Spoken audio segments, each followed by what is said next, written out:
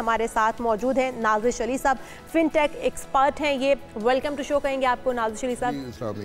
वैसे तो ये बहुत माशाल्लाह से अचीवमेंट है कि एआई के अंदर इतनी जिद्दत आ चुकी है। अब तो हम देखते हैं कि इलाज मुआवजा भी एआई के थ्रू हो रहा है, तशखीस एआई के थ्रू हो रही है, और जिन बैंकिंग सहूलियात की या दीगर सहूलियात की हम बात कर रहे हैं वो भी पाकिस्तान के अंदर भी पूरी दुनिया में उससे फ़ायदा उठाया जा रहा है। लेकिन इसके साथ साथ अब धोखाधही की निशानदही, कहीं पर फ्रॉड हो गया है, किसी के साथ कोई मिसहैप हो गया है, इस पर भी काम किया जा रहा है। तो क्या हम अपने थाने कचहरियों में भी लगा सकते हैं ताकि पुलिस से ज़्यादा, तो मेरे ख्याल में ये काम कर लेगी एआई? देखें, हमारा जो सिस्टम है, जो स्पेशली जो हमारे रेगुलेटर्स हैं, एफआईए है, पुलिस है, they already are working on it, और उन्होंने बहुत सा काम जो है इसमें किया है। स्पेशली जो साइबर क्राइम्स हैं, उन साइबर क्राइम्स को रोकने के लिए एआई का इस्तेमाल हो रहा है और बहुत अच्छे तरीके से किया जा रहा है। और उससे हमने बहुत किसी भी, देखें मैं इसको इस तरह एक्सप्लेन करना चाहूँगा कि किसी भी चीज़ को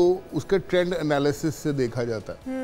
तो हम जब सोशल मीडिया और उसके ट्रेंड एनालिसिस और किसी की जब हिस्ट्री को जो है ना एक सिस्टम में ले आते हैं, तो वही काम जो है हमारे इदारे भी कर रहे हैं। उन्होंने उसको सिस्टम में डाल दिया और उस बंदे की एक इंडिविजुअल की हिस्ट्री जो है उसके पास मौजूद है, और उस हिस्ट्री से उसका एक ट्रेंड एनालिसिस आ जाता है। तो उनके ज़रिए उनको पता होता है कि इस बंदे की हिस्ट्री क्या है। तो उसमें काफ़ी सारे जो एक रूल्स अप्लाई कर दिए जाते हैं जिसमें जो है वो क्राइम रेशो काफ़ी जो है, गलती का मार्जिन तो होता होगा इसके अंदर भी। देखिए, एरर जो है वो तो हमेशा ही रहता है, लेकिन उसमें रूम ऑफ इम्प्रूवमेंट भी हमेशा रहता है। तो उसमें दिन ब दिन मज़ीद जो है वो प्रोग्रेस होती जा रही है, इनोवेशन आती जा रही है। अच्छा, ये जो फ्रॉड वाले मामलात हैं नाज़िब, इसको ओवरकम करने के लिए कितनी मददगार है फिनटेक की सहूलियात? क्योंकि हम देख रहे हैं कि स्कैम्स हो रहे हैं दुनिया भर में, वैसे तो हो रहे हैं, पाकिस्तान के अंदर भी अब ये चीज़ हम देख रहे हैं कि मुख्तलिफ़ तरीक़ों से जो यूज़र हैं, ख़ासतौर पर हमारे जो बुज़ुर्ग हैं, उनको इतनी फ़हम नहीं होती। तो कभी किसी बैंकिंग ऐप के ज़रिए, किसी ट्रेडिंग ऐप के ज़रिए, तो इस फ्रॉड को ओवरकम करने में भी फिनटेक को मामून समझा जा सकता है, इससे बेहतरी आएगी? जी बिल्कुल ऐसे ही है। Fintech it's an organisation. Fintech एक ऑर्गेनाइजेशन है और उसके अंडर जो है वो डिफरेंट शॉप्स हैं। बिल्कुल, उसमें एआई उसकी शॉप है, रोबोटिक्स उसकी शॉप्स हैं, क्रिप्टो उसकी शॉप है, पेमेंट सॉल्यूशंस उसकी शॉप है। तो ये देयर आर डिफरेंट शॉप्स जो कि अंडर वन अम्ब्रेला जो है वो परफॉर्म कर रही हैं। जहाँ तक हम बात करते हैं स्कैम्स को रोकने के लिए, तो ये हर चीज़ जो है वो असल में अवेयरनेस मांगती है। तो हमें अपनी जो जनरल पब्लिक है उसको जितना अवेयर करते जाएंगे उससे, तो उनके नॉलेज में जैसे इजाफा होता जाएगा तो चीज़ें ऑटोमेटिकली जो है वो स्कैम्स कम होते हैं। उसके लिए स्टेट बैंक ऑफ पाकिस्तान बहुत काम करता है। फिर एवरी बैंक, हर बैंक जो है वो एक नोटिफिकेशन एसएमएस भेजता है, वॉइस ओवर आईपी के मैसेजेस भेजता है कि आप ये चीज़ें, ये अपना पासवर्ड शेयर ना करें, ये अपनी चीज़ें जो हैं लोगों को मत बताएं।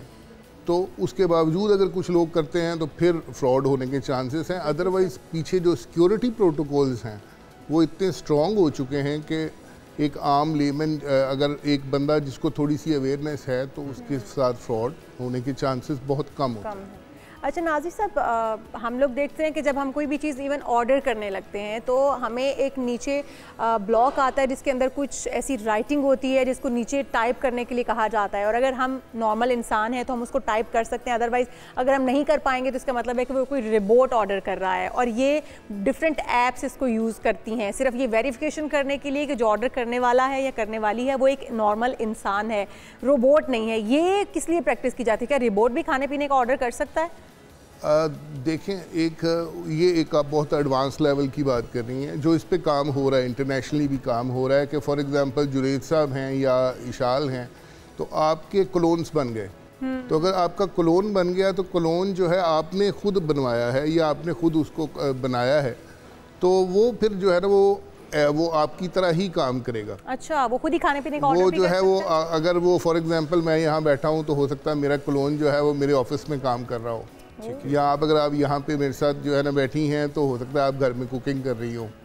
तो वो एक एडवांस लेवल की चीज़ें हैं। उस पर वो असल में उसका मकसद क्या है कि मैं अपने डिफरेंट टास्क जो है वो डिफरेंट टाइम्स के ऊपर अंदर जो है वो परफॉर्म कर सकूँ। अच्छा, ये तो एडवांस लेवल की आप बात करें, लेकिन मैं अभी की बात कर रही हूँ क्योंकि मैं कुछ दिन पहले बैठ के ऑर्डर कर रही थी कुछ खाने का। मैं वेबसाइट का नाम नहीं लूँगी, लेकिन उस ब्रांड का नाम नहीं लूँगी, लेकिन जब मैंने खाने की ऑप्शन दी और मेरा ऑर्डर ओके होना था, उससे पहले मुझे एक ब्लॉग दिया गया और उसके अंदर टेढ़ी मेढ़ी सी TB समथिंग लिखा हुआ था और मुझे नीचे कहा गया कि इसको आपने लिखना है ताकि कहीं आप रिपोर्ट तो नहीं, और ये नीचे पूछा गया था कि आप रिपोर्ट कैप्चा कोड्स होते हैं, वो कोड्स इसलिए दिए जाते हैं ताकि वेरीफाई हो जाए कि जो इंसान जिसकी ये ऐप है वो खुद ही ऑर्डर कर रहा है, और उसके अलावा कोई बंदा ऑर्डर नहीं कर रहा। और सेकेंडली जो है वो कोई इसको ऑटो के ऊपर तो नहीं किसी ने लगाया हुआ ताकि ये ऑटो फिल हो जाए, और तो इसके लिए वो कहा जाता है कि वो एक ह्यूमन जो उसमें एलिमेंट है वो डाल दिया जाता है। कि फॉर एग्जांपल एक चेरी आ गई, मैंगो आ गया, तो आपने उसमें से उसने कहा चेरी सेलेक्ट कर लें,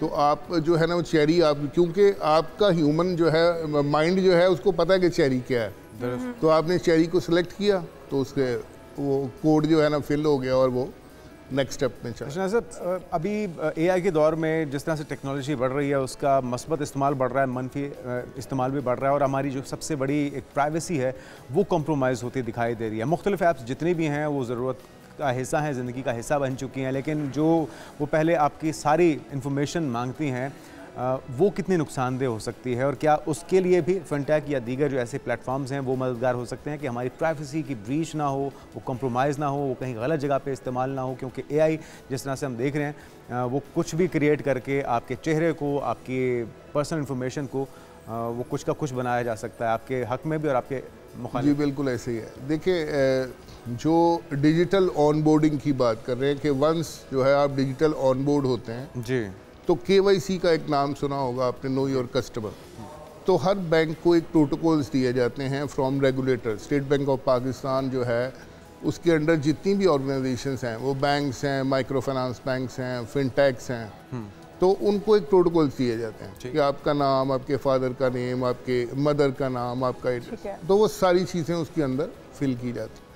लेकिन जब तक उस कंपनी को, उस फिनटेक को लाइसेंस इशू नहीं किया जाता, जब तक कि उसके तमाम सिक्योरिटी प्रोटोकॉल्स जो हैं वो कंप्लीट नहीं हो जाते। तो इसलिए अब उसके नुकसान क्या हैं?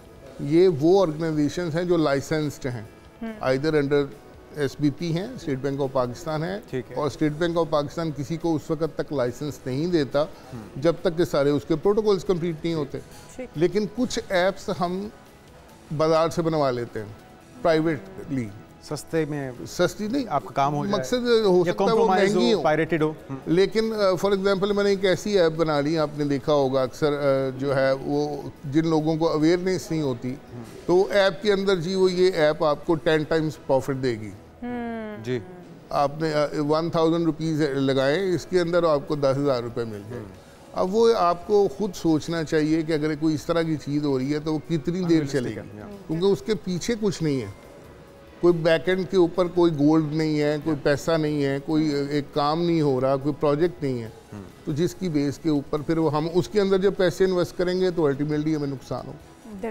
अच्छा, लेकिन बहुत बड़ी बड़ी नामवर जो ऐप्स हैं वो भी ये काम कर रही हैं, आपका डाटा लिया जाता है, आपकी पिक्चर्स जिस तरह से जुनैद भी कह रहे थे, और इस तरह की वीडियोस भी हम देखते हैं AI से कुछ आम लोग बैठ के भी जनरेट कर लेते हैं, और उससे दूसरों की साख को नुकसान पहुंचता है, दूसरों को के इमेज को नुकसान पहुंचता है, या फिर उनकी प्राइवेसी भी ख़राब होती है, और फिर वो चीज़ें भी मंजर आम पर दिखा दी जाती हैं जो कि कभी हकीकत पर मबनी भी नहीं होती हैं, जिसकी वजह से बहुत कुछ ख़राबियाँ भी पैदा हो रही हैं, सोसाइटी के अंदर बिगाड़ भी पैदा हो रहा है, बहुत सारे इंतशार की वजह भी बन रहे हैं, बहुत सारे रिश्ते इस वजह से टूट जाते हैं कि किसी की बीवी की तस्वीर किसी के बंदे के साथ बना के आप अपलोड कर दें तो आपको पता है कि क्या होगा। तो ये हमने देखा कि आपकी जस्ट पर्सनल इन्फॉर्मेशन कुछ पुट की जाती है इस तरह की वेबसाइट के ऊपर, और फिर वो क्या करते हैं, वो आपके पिक्चर जनरेट करके आपको दे देते हैं। तो ये जहाँ पर टेक्नोलॉजी के अंदर इतना काम हो रहा है, वहाँ पर इसके ऊपर भी तो रोकथाम होनी चाहिए, या इसके लिए भी तो कोई काम हो रहा होगा या नहीं हो रहा, कि किस तरह से इस चीज़ के ऊपर रोक लगाई जा सकती है? जी बिल्कुल लगाई जा सकती है। आप अगर अपना ही मोबाइल लें तो उसमें एक ऑप्शन होती है फैमिली की, फैमिली रिस्ट्रिक्शन की। ओके। तो अगर मैं बीइंग अ पेरेंट जो है अगर चाहूँ तो मैं उसमें अलाउ करूँगा कि ये साइट्स जो है मेरा बेटा या बेटी देखेगी और ये नहीं देखेगी। बात फिर वहीं आ जाती है अवेयरनेस की ठीक है। तो हमारे पेरेंट्स जितने अवेयर होंगे, मेरी यूनिवर्सिटीज़, मेरे स्कूलिंग, जितने लोगों को जो है वो प्रॉपर देखें, आप पूरी दुनिया में एप्टीट्यूड टेस्ट के थ्रू जो है वो बच्चे का कैरियर पाथ बनाया जाता है। हमारे यहाँ अनफॉर्चुनेटली अभी नहीं है। हमारी स्किल डेवलपमेंट कहाँ से शुरू होती है? यूनिवर्सिटी से जाके, जो कि स्कूल से स्टार्ट होनी चाहिए।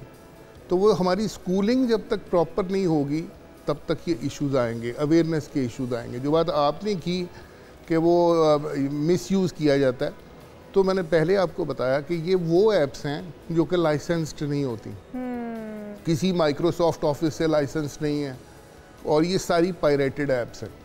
तो जब पायरेटेड ऐप्स के अंदर आप जाएंगे तो उसके फिर सिर्फ बेनिफिट्स नहीं, इंस्टाग्राम, ये भी सारी पायरेटेड नहीं। देखिए, इंस्टाग्राम जो है उसकी एक प्रॉपर सिक्योरिटी मौजूद है, आप किसी की चैट नहीं देख सकते। लाइक स्नैपचैट है तो उसके ऊपर भी वो एक प्रॉपर उसकी सिक्योरिटी मौजूद है। ठीक है। फेसबुक की एक सिक्योरिटी मौजूद है, लिंक्डइन की सिक्योरिटी है, ट्विटर की सिक्योरिटी है, WhatsApp is the most secure. अच्छा, मैं फेसबुक के ऊपर ही किसी की पिक्चर देख रही थी और उसने अपनी पोस्ट लगाई हुई थी कि मैंने फुल ड्रेस में अपनी पिक्चर एआई को दी और अपनी को 20 साल जवानी की पिक्चर बनाने के लिए, और उसके बाद जो मेरी मॉडरेट पिक्चर आई और उसके अंदर मैंने स्लीवलेस पहना हुआ है, और स्लीवलेस के बाद एक मोल है मेरे बाजू के ऊपर, जो कि मोल मेरा जेन्युइन है, लेकिन मैंने जो तस्वीर एआई में दी थी वो मैंने फुल बाजुओं वाली पिक्चर दी थी।